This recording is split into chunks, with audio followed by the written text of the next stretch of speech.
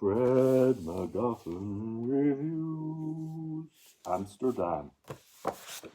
Okay, Amsterdam. Now this is a spoiler review, so spoiler warning, spoiler warning. Amsterdam, I'm going to give this a 2 out of 5, nearly a 3, nearly a 3. Should be given a 3 for Emmanuel Lubezki, the director of photography. He's the MVP here. We'll talk about him later.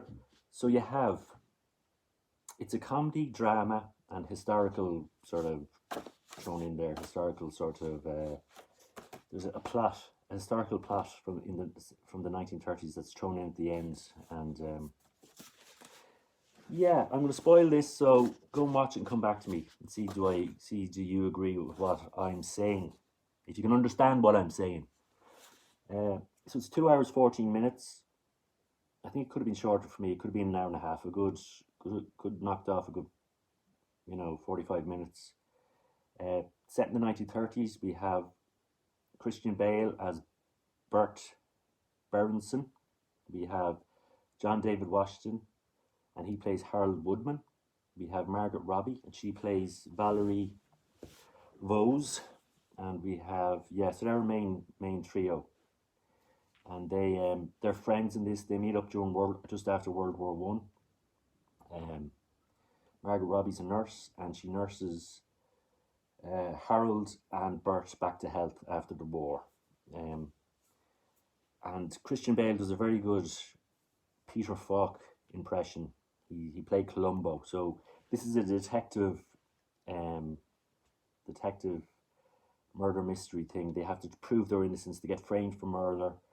Their old general, Bill Meekins, he gets killed, and his daughter comes to them for help, and then she gets killed, and she's played by Taylor Swift, and they get blamed for the murder, and they have to prove their innocence.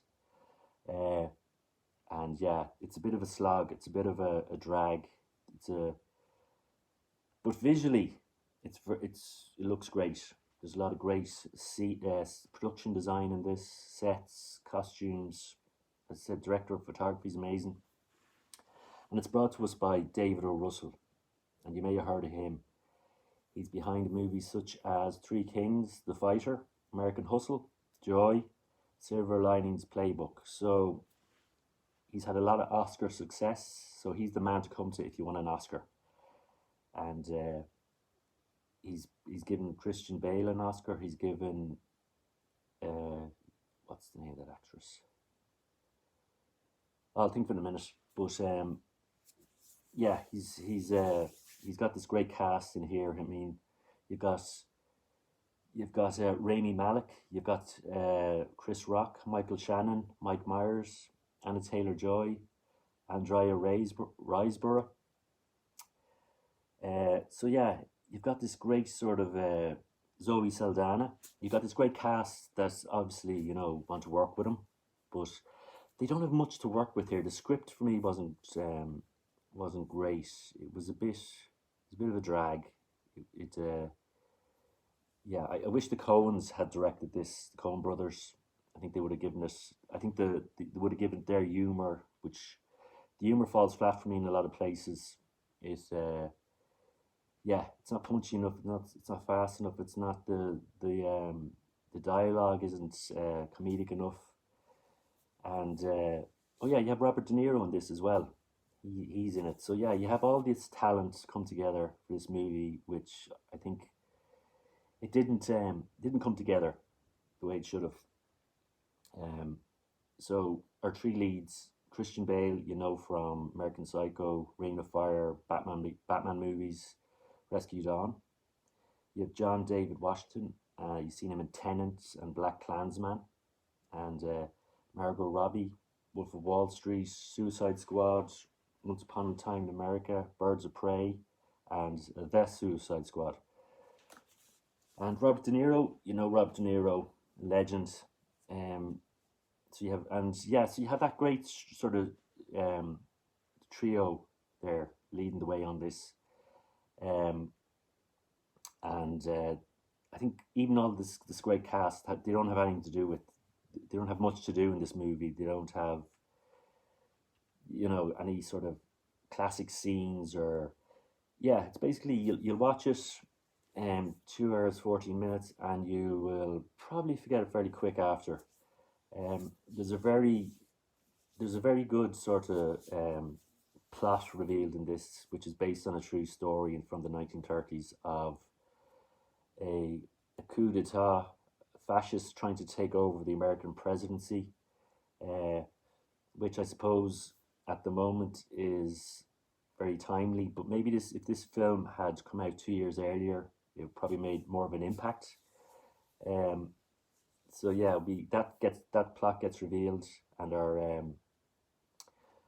our character Robert De Niro, who plays General Gil Dillenbeck, the fascist and the fascist coup and the big businessmen want to use him to make a speech to all the veterans to help them take down the president or overthrow the presidents at the time. I think it was Roosevelt, and yeah, so yeah, that's sort of left to the end. If there was more of that sort of delving into that sort of true story, it might come together better for me. This movie, it's like it's trying to be different things. It's trying to be political. It's trying to be comedy. It's trying to be murder mystery, and it's not really.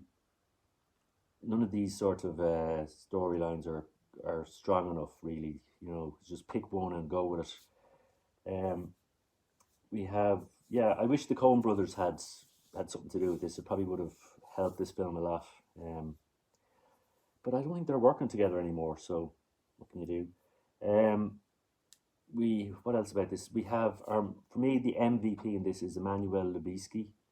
He's the director of photography, and his work is amazing. A Walk in the Clouds, Sleepy Hollow, Why Tu Mama Te Bien, The New World, Children of Men, The Tree of Life, Gravity, Birdman, The Revenant, and a series of unfortunate events. So yeah, he does amazing work in this. The film looks great. The production design looks great. The costumes, you really get the feeling for the 1930s. And yeah, it's a shame for me. I mean, you have Chris Rock in this. You have Michael Shannon. You have Mike Myers. You have Anna Taylor-Joy. Taylor Swift makes an appearance, and you have just a great cast. Zoe Saldana, Rob De Niro, uh, Rami Malek, Freddie Mercury. I can't see. For some reason I can't see him as anything else now other than Freddie Mercury. But yeah, you have all this talent, great director, great photography, and it all seems a bit. I was hoping for more. It seems a bit mediocre for me, and pedestrian, and yeah, and it's a shame because yeah, as I'm saying, there's a lot of talent here, and it's a shame it doesn't work.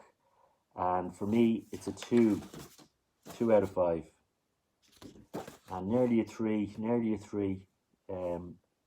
So what can you do? But I watched this on Disney Plus or Disney Plus or Star in Europe, and yeah, I don't think I recommend it. I think there's better murder mysteries out there. I think there's better political sort of espionage, sort of coup movies where the government's trying to be overthrown. I think there's better, yeah. So you're getting all this, and I think there's better movies out there than this one. And yeah, I mean, I know I've said Robert De Niro's in this, but he's not used. He's not used to. Robert De Niro is a legend, but they don't use him much in this. He doesn't have much to do. So yeah, this is one for granddads like me to put them to sleep in the nursing home, and yeah, that's what I'd use it for. Get granddad watching or grandma, and if you want them to go to sleep. But yeah, for me, visually, yeah, look great, and a lot of great craftsmanship in this behind the scenes, and yeah, that's it. That's Amsterdam. Thanks for watching my channel, and like, subscribe, or tell me what you thought of this movie. Leave a comment. This has been Fred MacGuffin reviewing, with spoilers, Amsterdam.